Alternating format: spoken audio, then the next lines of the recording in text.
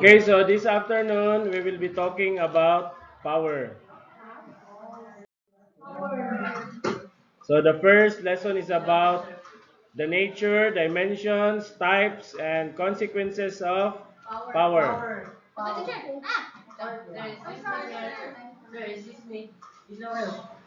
Makita to si Royo? Okay, you can transfer from other. Oo. Basta kayo ning mag-quiz ta, balik mo ha. Ah, silog yan mo, sir.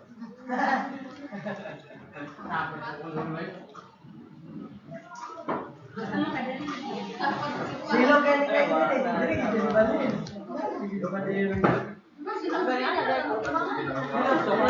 So first, we are going to define what is power. So first is power is might. It is manifested in the ability to do something that is desired. So if a person has power, he can do what he or she desires. Kung siyang gusto. Then power implies control. So when you say power, it also means control. Then with the presence of power, there is what we call an even relationship. What is an even relationship? So it means that there is an entity in control versus entity being controlled. So simply put it, the one is in control and the other is being controlled. And then lastly, a person has power if he or she can confer punishment or bestow reward. So that's what we call element of compulsion. What does it mean when we say compulsion? A person has power if he or she can confer punishment or When we say bestow compulsion alone, compulsion means punishment. can can confer Punishment. punishment or bestow reward. That's compulsion. Can confer punishment or bestow reward. Pareha sa inyo ang ginikanan. They can exercise this compulsion. They can give you reward or punishment. If you behave properly, they have the power to give you reward. If you behave improperly, so they can punish you. And also, just like us teachers, we can also reward or punish you in a form of grades.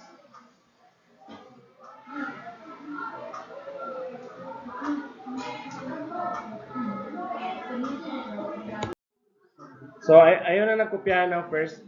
Kay, kuha na siya, continuation sa katong akong gi-explain kanina, katong last. Ayan. So, furthermore, power is one's ability to achieve a desired outcome. So when we say desired outcome, a person, for example, a person imagines or visualizes something he or she wants, and he was able to kanang iya bitaw mabuhat gyud, he was able to execute, then that is power. Then the last one there is power is the ability to influence another, the way one thinks or behaves. So, muna ang kwan ha.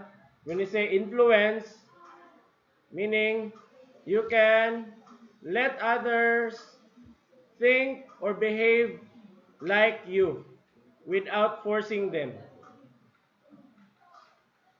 So, you can let others think or behave just like you did in a manner not of his or her own choosing. So, that's influence. Have you tried ka na bitang awato nimo ang isa ka tao? Na bitang you tend to copy the behavior or the mentality of the others. Example, just like during the time of President Duterte, nga, di ba example lang ha, isa sa characteristic ni President Duterte is palamura, di ba? Palamura. Sige siya kayong putang ina, putang ina. And then, all of a sudden, most Filipinos starts to soar. Magsige na lang po sila yung putang ina. Diba? Apil gani isa tong rising star sa tennis, si Alex Yala, no? Oh, diba? Gihimuan niya to siya memes nga nagkuan daw siya, nagputang ina daw siya. So that's influence. Na-influence sa katao. Power, that's power. Power. Okay, power also is the power of man on others, and as a man's control over the minds and actions of other men. So that is according to Morgenthau. That's according to Morgenthau. So para sa iya, ang power is control over the minds. Remember according to Morgenthau, control over the minds and actions. For example, class, kung ikaw gani nakay utang ka bubuton sa usa ka tawo, ang tendency na is siya na siya control sa imuhang mind o sa imuhang actions. Mo nang usahay kung na siya ihangyo sa imuha, maglisod din ka og balibad. Have you experienced that? Okay, naman kay utang ka bubuton sa iya. Next, power is the capacity to impose one's will on others by reliance on effective sanctions in case of non-compliance. Okay. That's according to Schwarzenberger. Schwarzenberger. Okay, so sa manang dapat nga timanan ani sa iyang idea. Iya is reliance on effective sanctions. In case kung dili mo comply. Like for example, if you will not comply to my instructions, then I can give sanctions.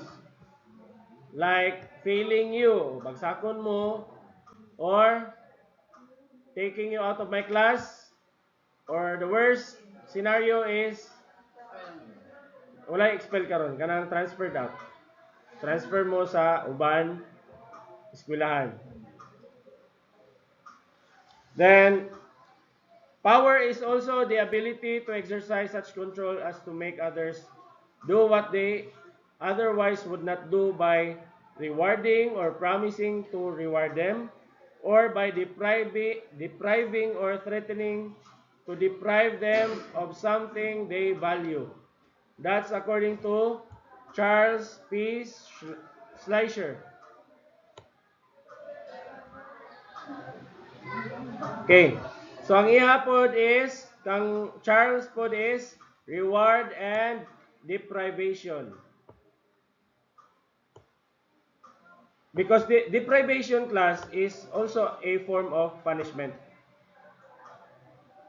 For example, if you are asked to do something, you were able to do it properly, you might be rewarded. Pero if you do not do it properly, you might be deprived from something you value. Example, gisugo ka sa imong mama nga manghinlo. Kung imong nabuhat, pwede nga tagaan ka niya og kwarta or palaagon ka niya. But if you will not be able to do it, may tabo, dili ka kasaban. Deprivation naman. Di ka niya palaagon, which is something you value. Or, di ka taga kwarta, which you value also. Or, dili ka niya palanggaon. Sinana, no? So, you can also exercise this in your relationships. Kung namoy mga uyab. Sulayan ninyo ba? Kung naba mo'y power, kung di gani siya maminaw sa mo, wala di kay power. Ini power Oh. Kung imuhang uyab, na siya gibuhat, then i-reward din mo siya. Or kung wala niya nabuhat imong gusto, pwede nimo siya i-deprive. So kana, bulagan, deprivation.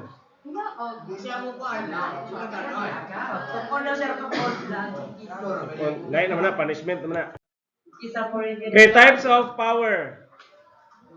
The types of power are found at the upper part of the table. Anong naka-bold letters diya? Police power, power of eminent domain, and power of taxation. Now, these types of power are found in our government. Huh? These types of power are found in our government. Now, what are the differences between the three? Among the three day. So, as to subject, when we say subject class, we're talking about the people. So, unsay kalainan nila in terms sa impact sa tao. Una, sa police power, it regulates both liberty and property. So, ang epekto sa tao sa police power is ma-regulate imuhang liberty. When you say liberty, your freedom. When you say liberty, freedom. And property. Imuhang mga kaptangan. Butong priority. So, muna iyang effect towards the people, ang police power. Now, ang power of eminent domain affects only property rights. So, mula na iyang epekto sa tao. Ang nasya kanang epekto towards the property rights. Example, kanang ikaw nakayuta niya, kana imuhang area, maagian sa himuan og dalan sa gobyerno. So, kana siya, na-part nga gamiton sa gobyerno para himuag dalan, power of eminent domain na siya. Yes, of course. Bayad na sila. Provided nga imuagid po nang iyuta kay basig giangkon ra pud nimo. Napo kay ka pa kita nga document nga imuagid. So that's power of eminent domain. Dayon pareha po sa power of taxation. Affects only property rights. So ang power of taxation is you are going to pay taxes on your properties. Kung naa kay yuta, dapat magbayad kag tax. Kung naa kay sakyanan, magbayad gyapon kag tax. Samot na kung naa kay mga luxury cars. Or kanang ginabayaran ninyo, apil na diha pod ang tax. Ang kalainan lang sa ilahang tulo in terms of impact sa tao is ang police power manggod class, it regulates your liberty. Meaning dili ka free in some circumstances. For example, curfew. Beyond ana nga time, alas 9, example lang, alas 9. You are not free to go out of your house. So that's police power ang tawag na, police power sa government. Yes. Then property. Pareha sa imuhang kuan. For example, ang imuhang motor naka-open pipe. Murag imong kuan. Imong lubo. Open pipe. Nari open pipe ng lubot no? Okay. So, inana imong motor naka-open pipe which is prohibited sa gobyerno. So naay power ang government to interfere sa imong property, sa imong motor. Pwede nila i-confiscate ang pipe or ang motor mismo. Ibarkuhan ang pag-iya? Wala lang ka, tikitan lang ka. Okay? Now, in terms of who exercises So kaning police power, power of eminent domain, and power of taxation are exercised by the government. Pareha sila tanan. Pero in terms of eminent domain, um, naay levels of kanang gitawag na to of levels of government that exercises national, local, and government-owned and controlled corporations. Okay. Ang national and local government, pareha diri sa munisipyo nato, sa province, or sa national. Kaning government-owned and controlled corporations, sa una man good class, pareha ng buseko. Sa una, ang tagiana is ang government. Gobyerno, sir? Yes. Meron na siya, right? Dili na, cooperative naman siya. So privately owned na siya. Lalo ka, Simi- tawagin niya. Tagyan, dito lang kasi siya katawag. Dili po isa ka tao lang. Nanay mga tao, pero dili gobyerno nagtrabaho. Pero bayad na siya sa gobyerno, sir. Yes, nagay po ito. Kaya na may taxation. Oo, ikakuan din sila para na kuan. Okay, then in terms of property taken sa kuan class, police, eminent o taxation niya, mura gyapon siya. Power of police. Okay, so sa police power, unsa nga property ang gakuhaon sa police power? So, Harmful to the public. mga harmful to the public. Delikado mabutang na. Yes. Anything that is harmful. It could be, yes, shabu, deadly weapons.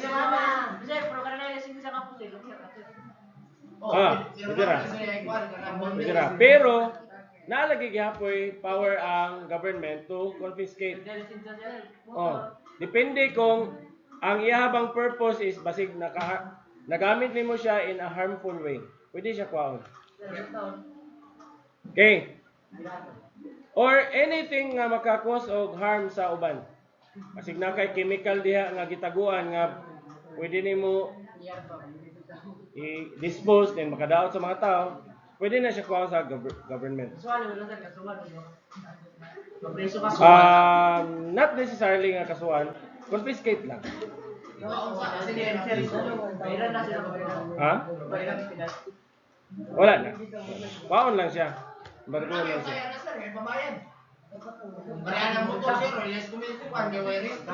Ay dili, ang motor dili man harmful ang gawas kung kuan.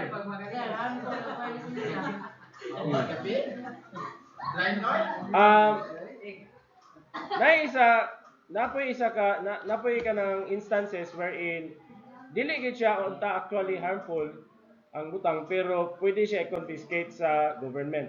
Example, katubi taong kang Tony Stark sa Iron Man nga naghiring sila dito dayon gusto sa gobyerno nga kuhaon ang iyahang suit. Ito yung armor ba? Itong Iron Man nga suit niya kay para sa government harmful daw siya. Na daw siya potential nga harm sa katilingban. Okay, in terms of eminent domain, so the property is wholesome. Yeah, dili siya harmful, but is being taken for public use or purpose. So muna siya akong giingon kaganina nga na mga property nga pwede kuhaon sa gobyerno for public use. O katong yuta lagi himuon siyang dalan.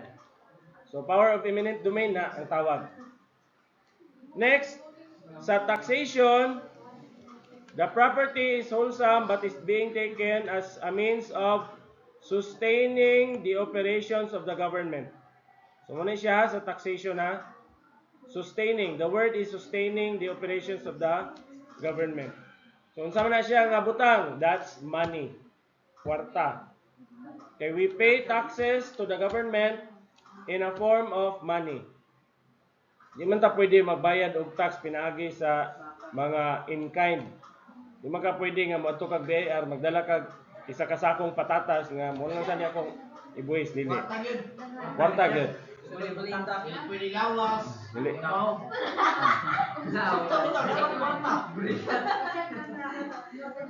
Okay. As to compensation. So when you say compensation here, unsay benefit nato aning power sa government if they exercise this. So unsa may ma-benefit nato?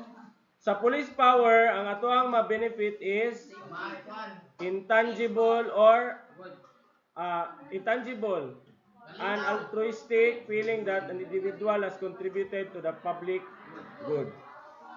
So kanang feeling nga you have contributed to the public good. That if you comply, there will be social order. Nay kalinaw. Kalinaw, sir. Peaceful. Peaceful inyong lugar kung ano. Oh, mo lagi. Okay. Sa eminent domain, the compensation is full and fair equivalent to the property taken. So kung unsa ka pila ang value nga gikuha sa gobyerno, mo po'y bayaran. Example, ang imong area nakuhaan siya og 2 meters by 10 meters. Then i-compute sa dayon, i-compute sa.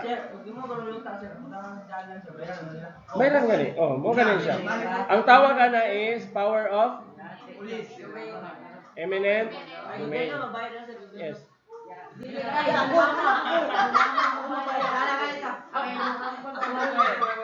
Okay. So sa power of taxation, so unsa man ang compensation nato? Unsa man nato ma-benefit sa taxation? So the protection given public improvements, protection given and public improvements. Kana lang mo itiman niya. So mo ni ang atong benefit sa power of taxation. So una, protection. Because of the power of taxation, ang ma-benefit ato, protection. Protection from colonizers, from aliens. Alien, when you say alien, kuan ha kanang dili alien nga literally nga UFO gyud. Foreign or mga banyaga ba. Or public improvement. So isa na sa ato ang ma-benefit sa power of taxation. Pareha ani kaning eskwelahan diri kaning atong building, this is because of the taxes. Because of the taxes. So dili necessary nga gamay ra mo na bayad, gamay ra pud ang imuhang public improvements nga ma-avail, dili. Kung dili as a whole naman siya.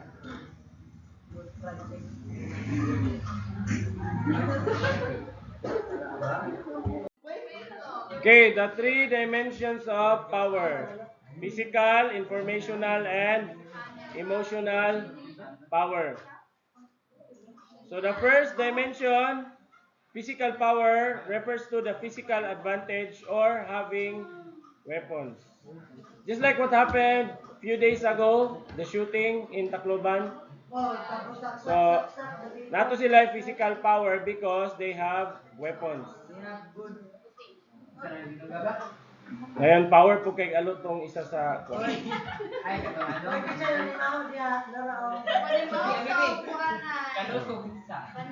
Okay? The next, informational power. Access to and control over information. So that's the power that I also have. Informational power. Because I know what to teach and how to teach. Or the content of my teaching sa inyo. So informational power ang nasa usa ka teacher. Pero nagya po'y kanang gitawag na to police power gyapon ang teacher, depende lang sa context. Okay, for example, if ever in case lang na one of the student na kanang deadly weapon, so the teacher can confiscate gyapon. Then number 3 is emotional power, the third dimension. Using emotion to get what you want. Na yung mga tao nga, may sila magpaluoy-luoy to get what they want. Babae. For example, uyab sila. Ya, bulagan na siya. Magpaluoy-luoy na yun. Para dili, bulagan. Kaya ron lang yun nga, dili, bulagan. So, di ba, that's what we call emotional power. Then also, when we talk about emotional power, it refers to the charisma or special qualities of the person. Naitao po nga, na siya charisma nga kanang dali siya makadani og tao. Dali siya makaaghat og tao. Babae ng babae sir. For example, kanang study. Mga check study. Ba nya makadani gid ba? Or for example po kanang palahubog kayo, makadani gid ba nga? Pero naman makakala sir nga maayo ilang ginagawa. Sa negative lang to siya no. Okay, then emotional power also includes power of oratory or public speaking. Namay kay mo istorya ba? Mga kababayan, sa darating na halalan, magluto na lang mugutan. Okay? And subtle body language. Another emotional power is subtle body language. What do you mean by subtle?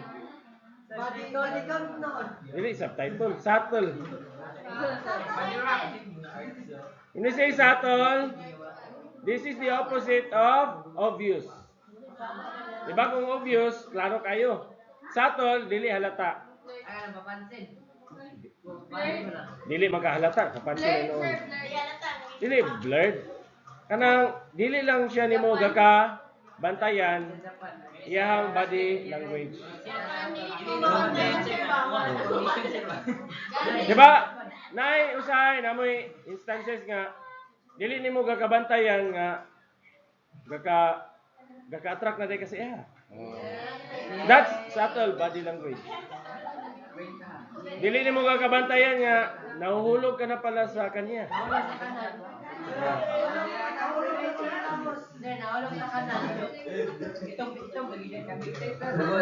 Okay, so again, what are the three dimensions of power?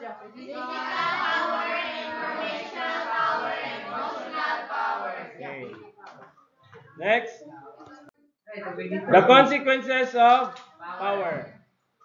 So, when we say consequences, we are also talking about the effects. Punishment sir. Effects of power. What are the effects Effects sa inyong binatan. of power ba? Of power. Okay. So, first is punishment. So, isa ni siya sa effect of or consequences of power. If there is power, there could be punishment. Compliance because of pain. So, aron nga mo comply, muna i-inflict ang pain. And in our government, we inflict punishment by imprisonment. Ba? So, muna ang ato ang form of punishment sa ato ang nasod. Wala tayo death penalty. Penalty ra, wala death. Pero sir, death penalty man nagkaroon shooting ba? Wala may information nga ni gawas ngayon na. Kay minor pa man to sila. I-hold sa sila sa holding facility sa DSWD. After 18 nila sila president. Depende pa po sa hearing. Kung makita sa judge nga guilty gid sila, preso gid sila. Pero makita sa judge nga di siya guilty, so magagawa sila. Minot ano nito sir, okay na. Depende lagi sa judge. Ang judge ra may only the judge can judge. Mo lagi. So isa po to sa i-consider. Next consequence is prevention. So prevent the target person from getting what they want. Nanay from. So kung ang tao dili mo patuo, so pwede nimo i-prevent siya sa iyang gusto. Milibat yun. Pwede to. Dili prevent raman sa iyang gusto. Worst pa rin. For example, kamo imbis gusto mo mulag, i-prevent mo from going out. That's one. Another consequence. Then the last is power loss. Dominated person becomes coward and hence easier to persuade in the future. So, kanabitaw ang tao kay manalaw na lang. Nana. So that's power loss. Coward na tana. Yung spelling. Okay? Dayon, dali na lang din kay siya i-persuade. Dali na siya danihon. So what are the consequences of power? Punishment, prevention, power loss. Power loss.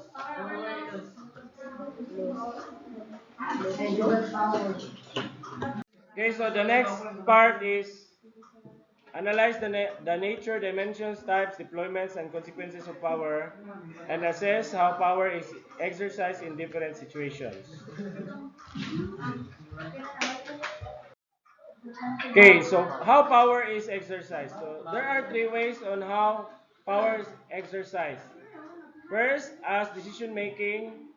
Second, as agenda setting. Third, as thought control.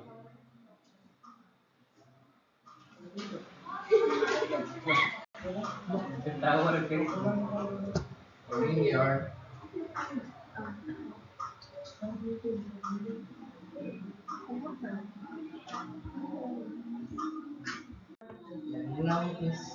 Okay, so as decision making. So power is exercised as decision making. So the leaders are empowered to make decisions. Ba? So ang atong mga leaders, they are the one who can make decisions. For example, the Senate are the ones who are empowered to decide whether to pursue or not the impeachment trial of our Vice President. Yung mga leaders man sila. Or, the President has the power to declare martial law. The President has the power to declare a non-working holiday. Kana, decision niya na. Pwede ba? Pwede ba? Pwede kayo if there will be people's power revolution. Dili na. Ha? Dili, mga tao. Kung mag-people power revolution, wala na mahimo ang presidente anak. Meaning to say, he is already rejected by the people as the leader. Wawa, ano ba siya, sir? Yes. Hawa siya. Dili po. Kung mag-rally ang tanang tao sa Pilipinas.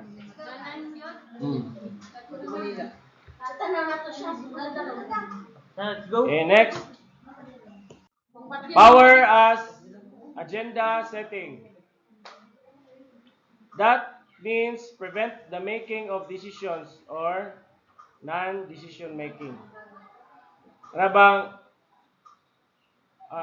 you use your power to prevent making decisions. For example, there was a time nga during the time of President Duterte, there was some congressmen who were planning to impeach VP Lenny kay ang yang Vice President ato kay si Lenny man. Okay, si Lenny. So, ang gingon ni Duterte ato nga, yung siya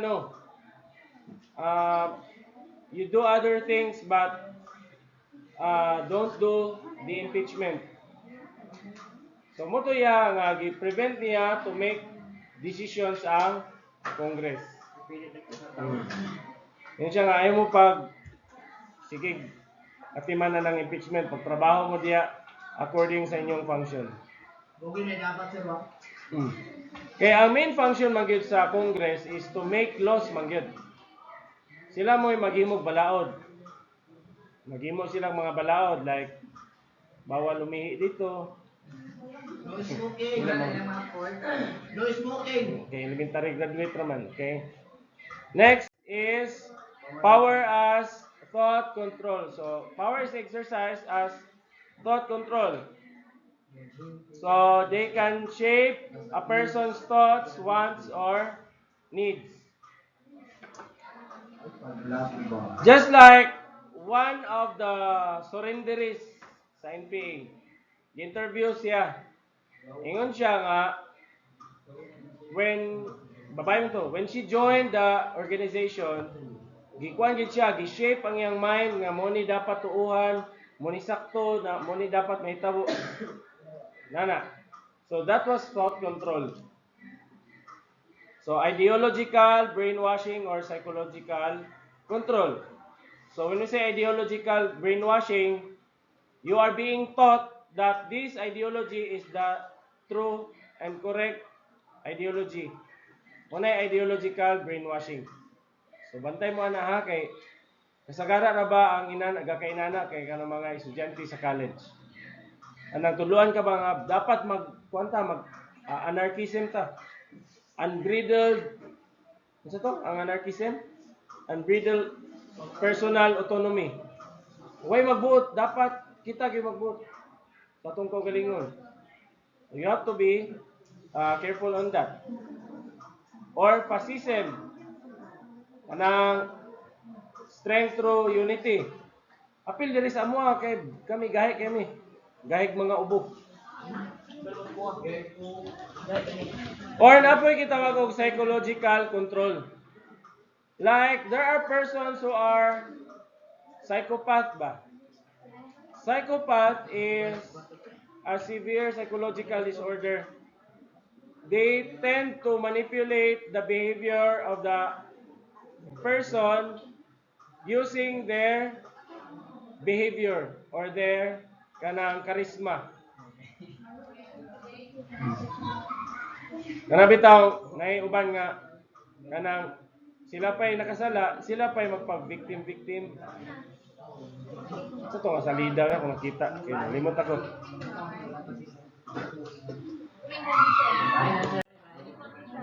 Okay. Power exercised by political leaders. Wait lang, teacher. Okay. So, the power exercised by our political leaders emanates from the authority conferred to them by the law.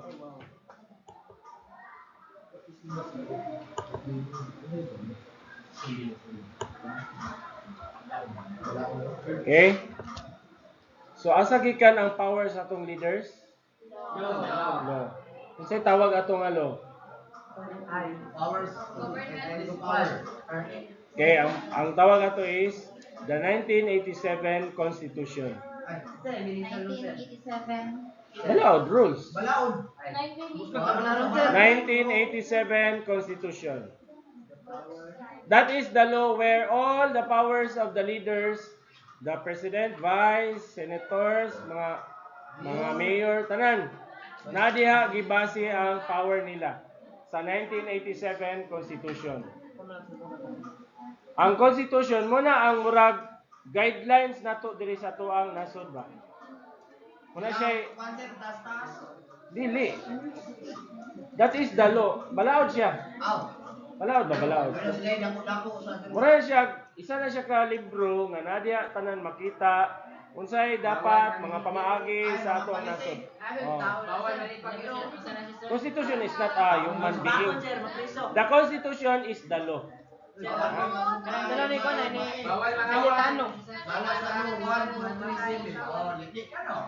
What? Bawal mo to. Mga wato. Nadya, makita diya unsay yes, diha gibase ang tanan balaod pudayon. Nganong natay anti-drugs, bawsi, nadya gibase, nakabase diha. Isa ra naman nakalibro ni sir. Madungagan Yes. Ano naman sir to? Sir, madungagan pa putlugan na. Dili pwede na mausab. Kung unsa ang constitution mo gina siya. Sir, what if sir, masunog to? Dagan magkuhan. Dili kaya naman siya kwan copy gid nga kanang preserved. Bisag isa na tuldok, teach me dili di ba? Dili pwede. Pero ano usab ko? Mo na gi Anong napay ko tuldok? kuha na siya. Ano, for example, natay student handbook diri sa to eskwelahan. Kanang student handbook, muna siya kibali ang ato ang konstitusyon. Muna atong konstitusyon nga diha, muna pamaagi sa to eskwelahan. Karon, kami mga teachers, naghimo mi og kanang amuang mga personal or class regulations which is based gyapon sa konstitusyon. Base gyapon siya dito. Example, nakabutang dito nga dapat ang estudyante mo eskwela. So kami naghimo mig balaod nga basta gani mo absent -10. Pero katong among balaod nga -10, wala to siya nakita sa konstitusyon. Pero related siya ato, kasupod siya ato. Dapat connected na dito tanan.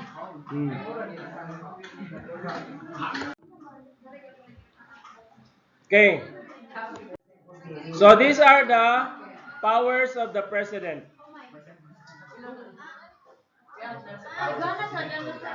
Ang power sa president sir. Okay, these are the powers of the president. Okay, the power to control over executive departments. Okay. So when we say executive departments, tanan nga mga department, Department of Education, Agriculture, tanan ha. Bureau of Fire, BIR, Bureau of Internal Revenue. Internal Revenue. Okay, second is the power to execute laws. So the power to execute laws, ano man, because the president is the last person to sign a proposed law. Kaya tanan balaod, i-propose pa man siya. Okay, number 3 is appointing power. So na siya power to appoint someone to be an officer or official. Kaya nang magpili siya kinsa iyahang chief of police. Dayon, power under the commander-in-chief clause. So power of the president gyapon ni class, commander-in-chief. So siya na command sa tanan nga mga sundalo, police, Air Force, Navy, Bantay Bayan, na. Commander-in-chief.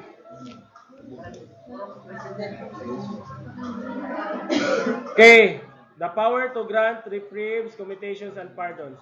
Kani siya, this is about kanabang kung na-priso ako sa katao.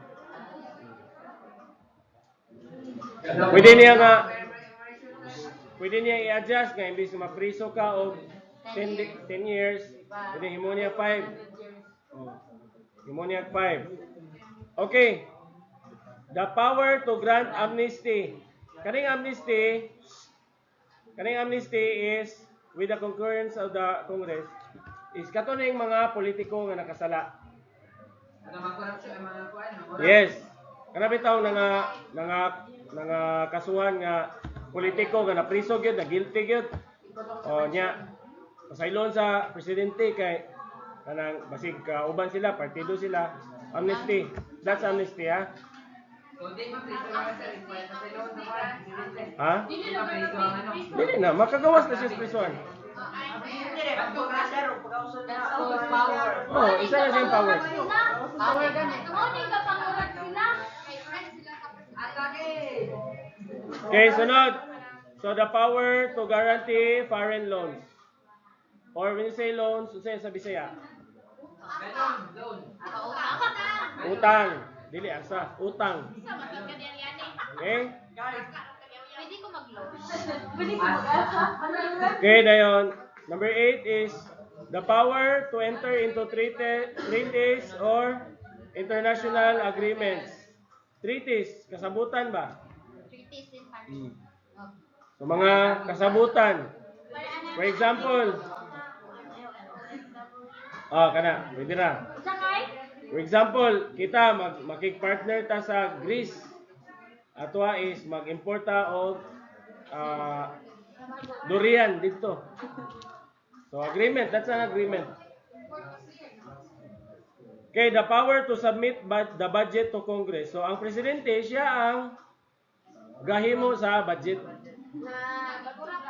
Na iniya ring pero ang gingon diha submit. Ang mo approve ang Congress gyapon. Okay. Yan niyo. Kung ang usa ka tawo ang presidente maghimo siya budget nga budgetan niya 1 billion ang DepEd, 1 billion ang Department of Agriculture, tanan gibudgetan niya. Ipasa niya sa Congress. Kinsa man ang nasa Congress? Congressman o mga senators. Senators. Now, kung ang House Speaker mo man ay leader sa Congress. Kung ang House Speaker kung sabo sila, diretso ra. Okay, then the power to address the Congress. So kanang iyang i-inform ang Congress unsa iyang mga saba kay diya. Ganina na mo saba kay diya. So he has the power to address the Congress. Okay? Inform sa iyang mga plano. Another question, sir. Do you have question?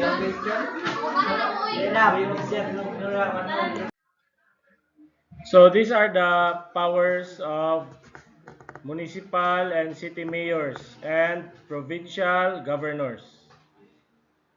Okay, 5. So first, everybody read number 1.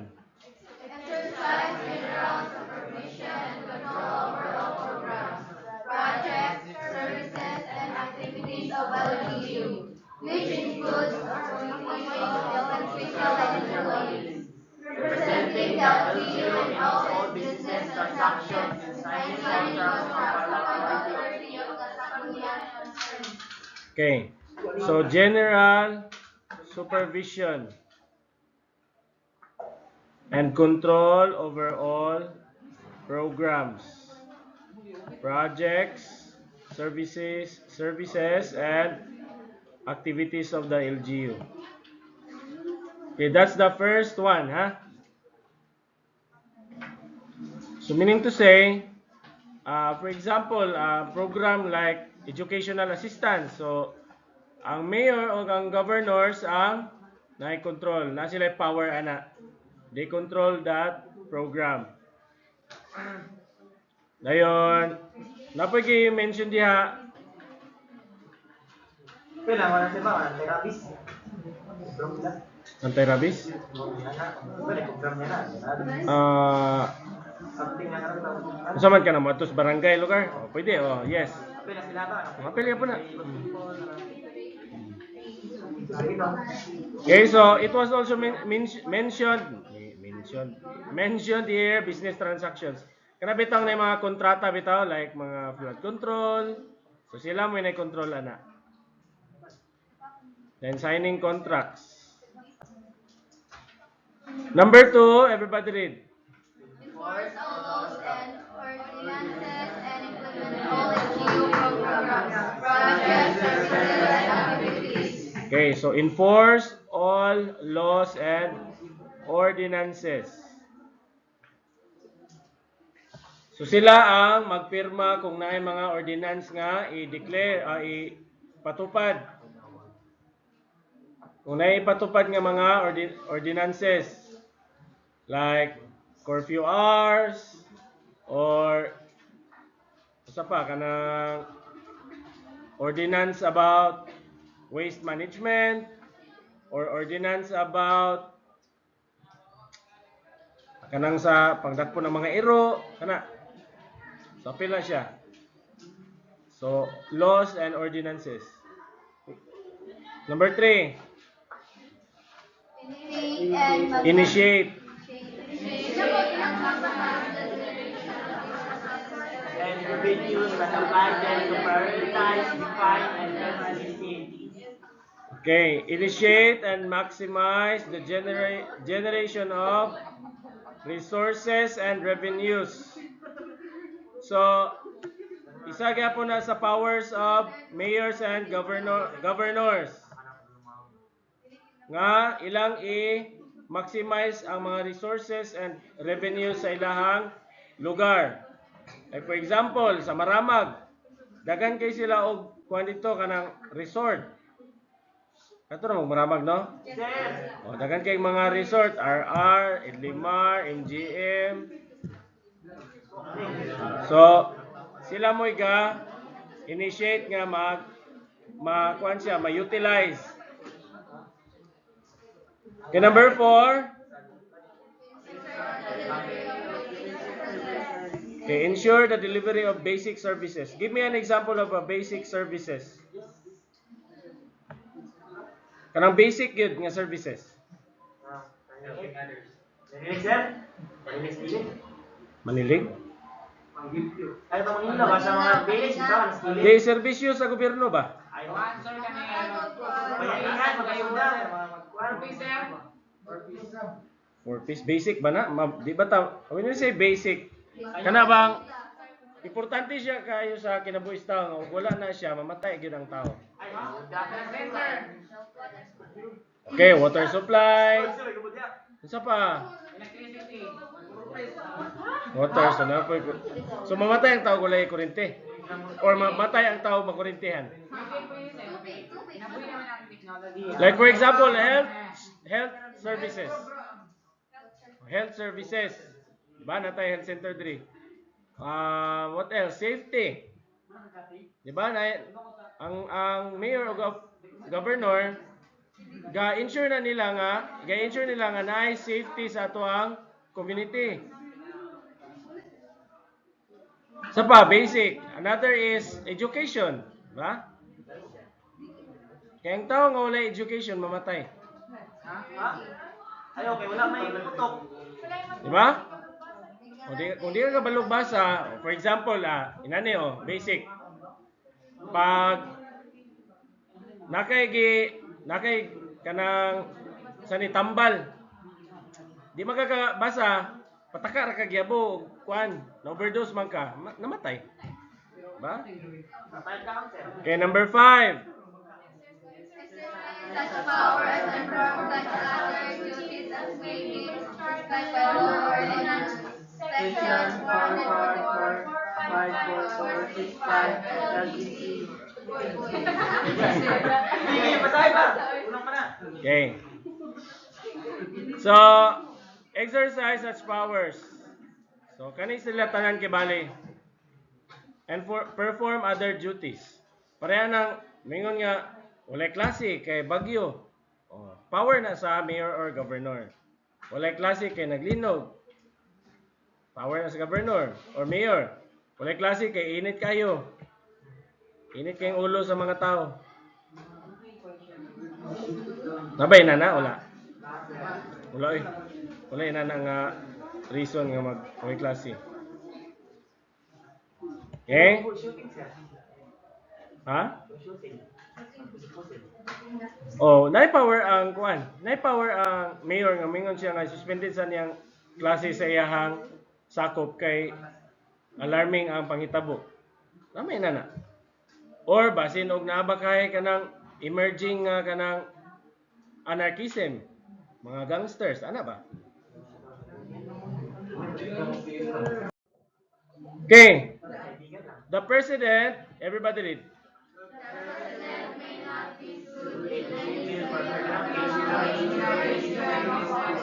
Okay, so remember that. Ang presidente, di siya pwede kasuhan, samtang presidente pa siya.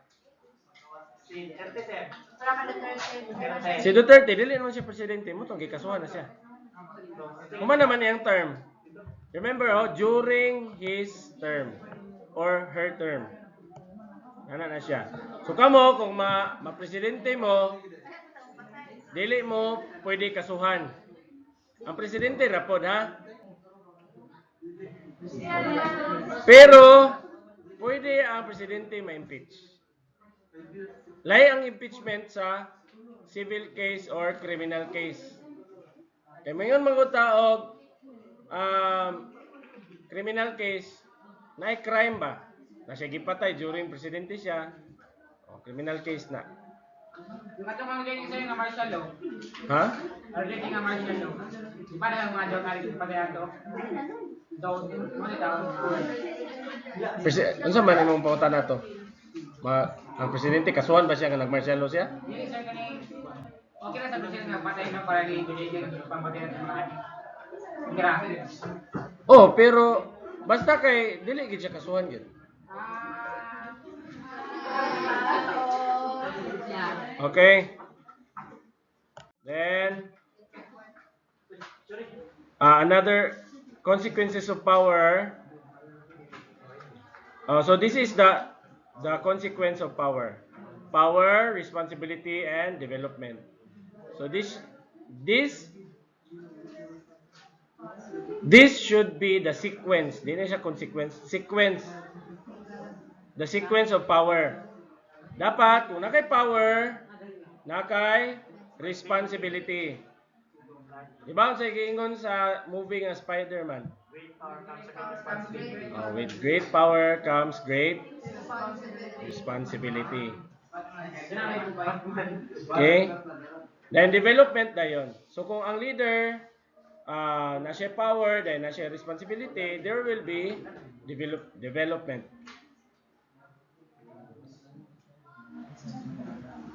Okay?